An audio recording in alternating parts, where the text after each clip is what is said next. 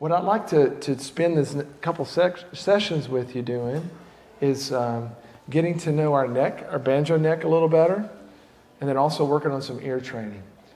So when I think about you and where you've probably come from, I think about the kinds of things that you've probably been working on, licks, songs, things of that nature. And one of the reasons why you're here at camp is to get an opportunity to play with other people and to learn some things that maybe you couldn't do on your own.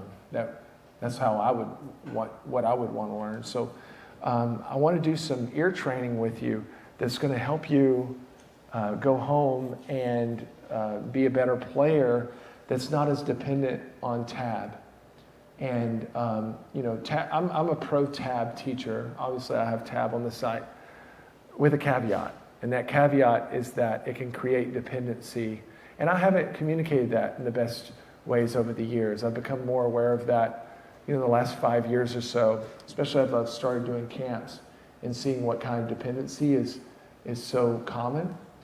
So my camps have quickly, from the very beginning, become kind of tab-free zones. It's not that we don't see their value as a tool for communication, but we want to wean you off of that dependency of having to look at a tab to play something that you're hearing. And maybe you're saying, well, I'm not even really hearing anything to play. Well, we're going to work on that too. And then we'll try to get the sounds from in your mind or that you hear somebody else play. We're going to get them to go through your ears into your brain and then out through your fingers. So we'll spend our first session getting to know the fretboard a little bit, connecting some dots, and then we're going to go into some ear training that I think will be quite helpful for you. I've never taught these particular sessions before, but I have great hope that they're going to be wonderful. How many of you can name all 5 strings on the banjo? You know what all the names of the strings are? Okay. G, there's a G in there, there's a couple G's, there's a D, a couple D's, there's a B, all right. That's good. How many of you would know your G major scale on a banjo? Okay, a few of you. So this is important for us to learn. It's what we're going to do first, and we're going to learn it a couple different ways because, as you know, banjo players, we spend a lot of time playing out of the G position. Not necessarily the key of G all the time because we use our capo to capo up, but most often as bluegrass banjo players, we're playing out of a G position. We're just going to keep it capo-free during this session and talk about the key of G. But of course, we could throw our capo on the 2nd fret. We'd be in the key of A, but we're still playing out of a G position. We're still using the same frets and the same chord shapes that we would use as if we're playing open. Okay? And the infrastructure, the foundation, and the beams of what we're going to play on the banjo out of the key of G, now G position would be the G major scale.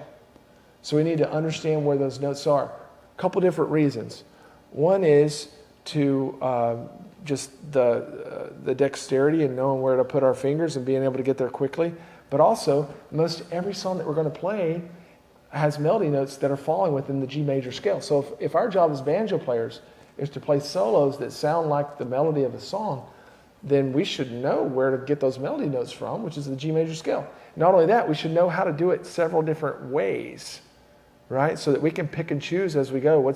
What's the most convenient way to get something? Or if we want a particular sound, how might we be able to get that?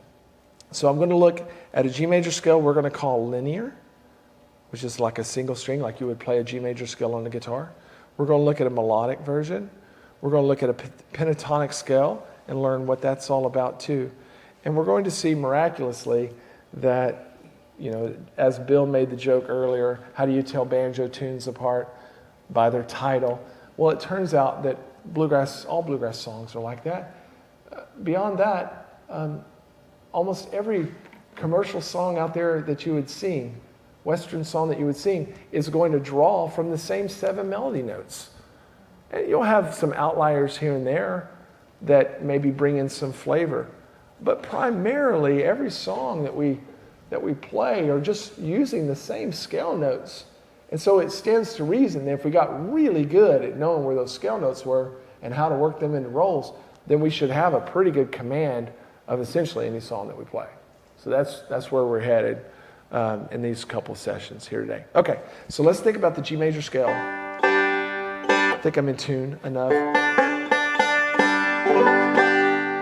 Our G major scale is going to start on a G note, and it's going to go up through the next G note. The G note that we're going to start on is this open G string right here. Now, does the G major scale go down beneath this on the bottom string? It does, and we'll see those notes here in a little bit. But for the sake of learning this right now, I want us to start just on the open G string. And if we were going to play the G major scale like you would on a guitar or mandolin, more in a linear fashion, you play the open G, then you would play the second fret, open second string, it's a B.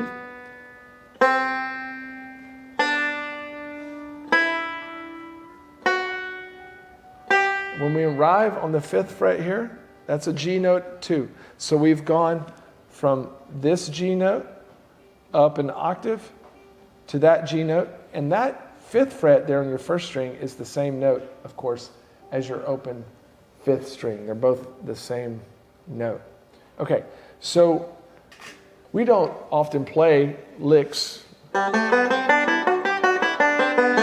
this fashion unless you're more of an Irish player or you're doing single string types of things like that. Usually we're going to find different ways to play these scale notes because we're playing with 3 fingers over 5 strings, and it's more difficult for us to play the same string more than one note in a row. We're going to get proficient at that, at playing single string stuff, but for the most part we're doing rolls, and we're finding either other ways to play some of these notes, different places of the banjo, or we just, if a melody went dun dun dun, we might space those notes out a little bit and put other notes in between them so that we're not playing the same string twice in a row. Then that's where we get banjo rolls from, right? Okay, so what I want us to see though, first of all, if you've never seen it before, is that this G major scale, this 1 octave, is, like I mentioned, going to contain 90% of the melody notes to every bluegrass song you're ever going to play are right here, folks. Now, they may be found down here on the low D string, because that 4th fret, 2nd fret here, well, just think about this. This is a D string, and this is a D string. They're 1 octave apart. So if open 2, 4, 5 on the top D string is part of your G major scale, guess what? Open 2, 4, 5 is also part of your G scale, just an octave lower, right?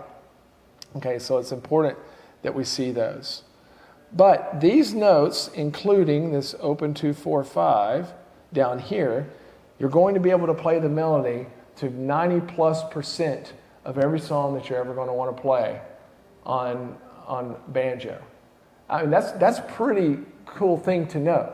Because check it out, we've got open string, open string, open string, open string. That leaves us 1, 2, 3, 4 frets to learn, to be able to play the melody notes to 90% of the songs out there. Can you learn 4 frets? Sure can. 2, 1, 2, 4. Okay? So as far as playing the melody to 90% of the songs that we're going to play as a bluegrass folk gospel musician, we've got 4 frets to learn. Of course, we have the redundancy down here. 2, 4, just like we have up here. 2, 4. That, I don't know about y'all, but that takes the load off of me. Because now I understand that it's not that I have 5 strings times 5 frets, 25 options.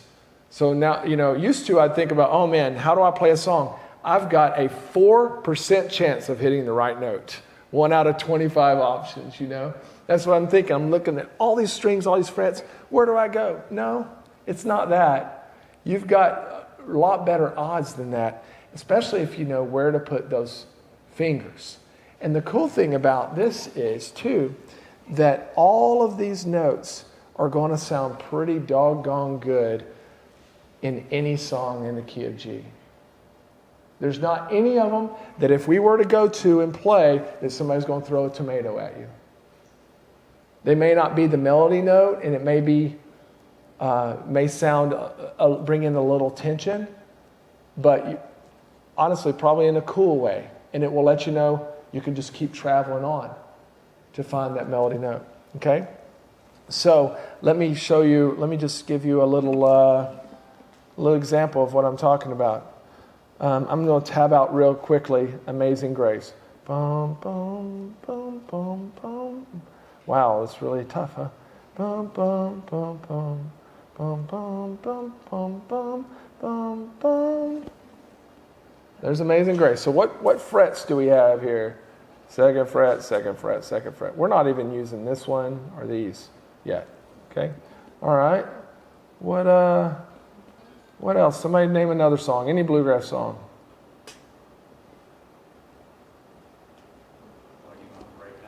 Yeah, well that's a banjo, but I mean I could go dun dun dun dun dun dun dun dun dun dun dun dun dun, and the point's illustrated there, right? But when we're talking about playing melodies to songs, having to play a solo, a 9-pound hammer. There's a 9-pound hammer, is a little too heavy for my size, Okay? Well, roll on, buddy, don't you roll so slow. How can I roll when the wheels don't go? So look at how bland that melody is, really, when it comes to finding it on the banjo. I'm just wanting you to see what I'm talking about as far as how much this increases your confidence and odds of playing melody notes when we realize that they're all found right here. And honestly, even most of them are found in a more simple scale called a pentatonic scale, which we'll look at. Okay? All right, that's just an introduction to the G major scale, why it is important on the banjo. Of course, what we're going to end up doing as banjo players is let's take a song like Blue Ridge Cabin Home.